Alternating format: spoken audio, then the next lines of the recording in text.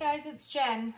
I was doing a little fun project today and I thought I might make just a little video so you guys can see what I've been working on. So some of you know I love my essential oils, so today I decided I was gonna make my own bath bombs.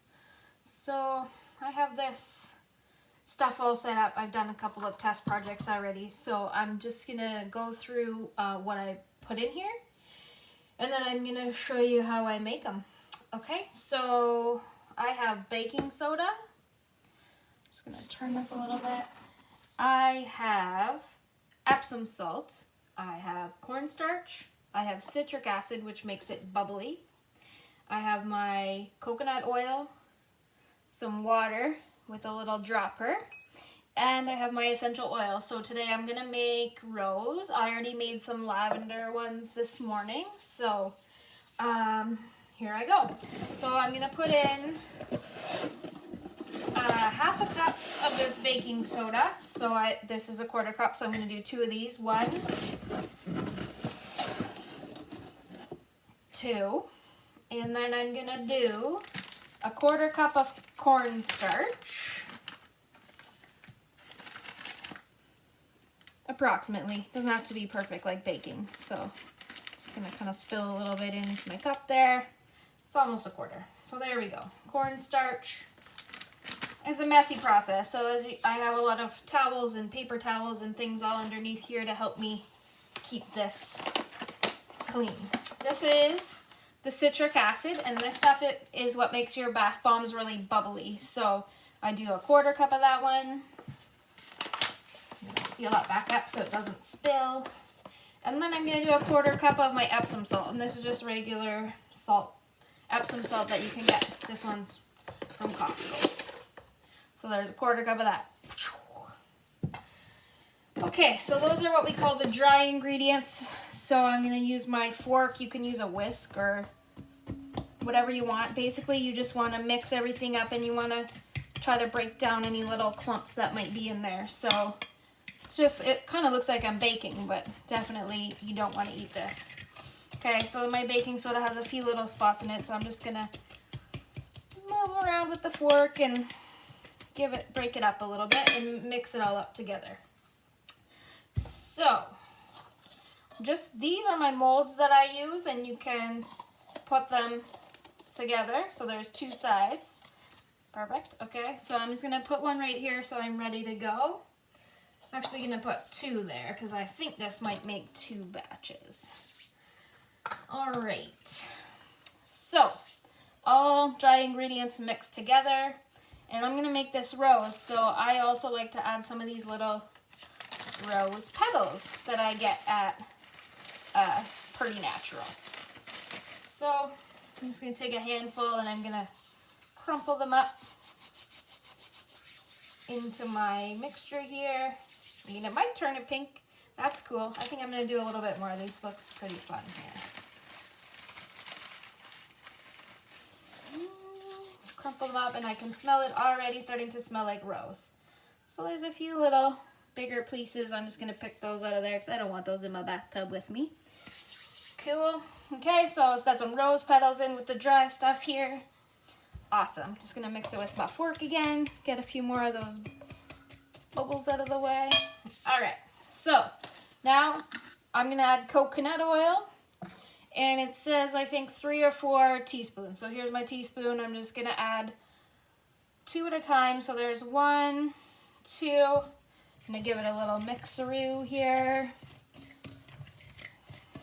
So the thing is, when you start to add the liquid, the citric acid starts to bubble a little bit. So you want to add anything liquid, like any oil or water, really slowly and then carefully mix it in, okay? So I'm going to do 2 more. 1,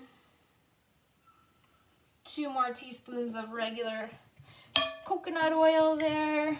All right, and it's starting to sort of clump up a little bit. You can see in the bowl here.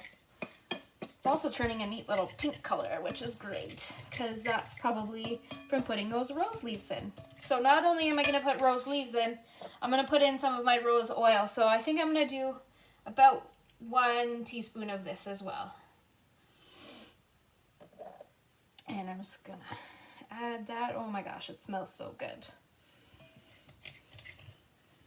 Oh yeah. Cool, so I'm gonna mix that up. And the very last ingredient I'm gonna add is water, and I'm gonna add it really slowly because the water really activates that citric acid and makes it bubble, and I want the citric acid to save that bubbliness for my bath. Okay, so I think I got all my ingredients, yep. And then I'm gonna start with the water. So I use this little dropper. It's like a little eyedropper or medicine dropper. I don't know, whatever you wanna call it. Okay. And you might be able to see it bubble, I'm not sure. I'm gonna try adding it really slowly. You see some of those bubbles starting to bubble up?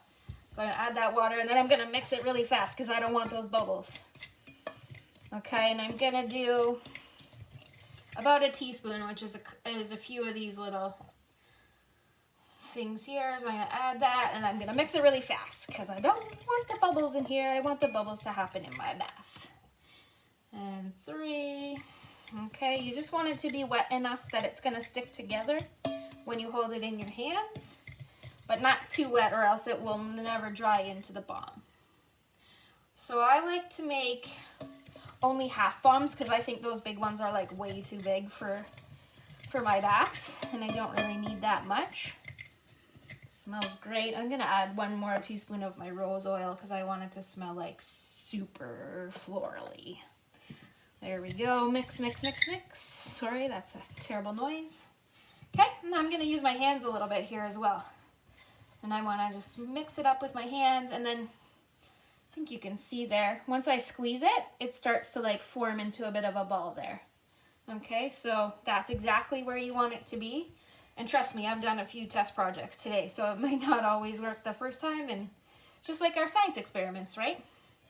Okay, so I'm gonna take half my bomb, the mold here, and I'm gonna take this mixture and I'm gonna really like pack it in there. And like I said, I don't like making the big huge ones, so I just pack it in to my half mold right there. Okay, so these guys, I'm gonna pack all 4 of them pretty well, and I can use my measuring cup as well to do that, to make sure that I get out as much of the air as I can, because you want it to be squished all together. Okay, 1, 2, here's 3.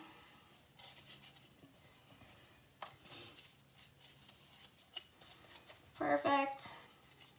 And I think I have enough to do another little one in here, so let me just squish that down. Okay, and I'm gonna do one of my teeny tiny molds here, so it's a really, really little guy. Don't want to waste any of this good stuff here because it's always nice to have a nice smelling bath. Okay, so that's a teeny weeny mold, and I filled it halfway, and I'm gonna see if I can fill the other half and we can make a full circle here. I don't know, we'll see. So it's really messy, like I said, so make sure that you have put down a lot of paper towels, or, I mean, like, you can do it outside, but just make sure it's not very humid and hot out, because when it's humid and hot, these are not gonna stick together. Okay, so I put that together inside the little mold here. Okay, so let me just brush my hands off a little bit here.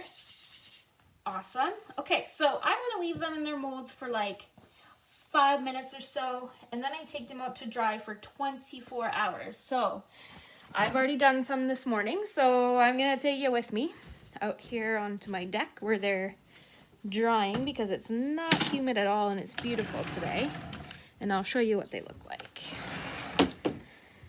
Okay, so I hope you can see those there. So these are the half bombs, and here's a full one. So it's pretty big. It's like the size of a small baseball. It fits right in my hand. And I also just made a little wee one like this. So these ones are drying outside. I want to dry them for about 24 hours so they stay all together. And I'm gonna bring those other ones out here in about 5 minutes and give them some time to dry as well. So those are bath bombs, and I hope you guys enjoyed that video, and have a great day. Bye.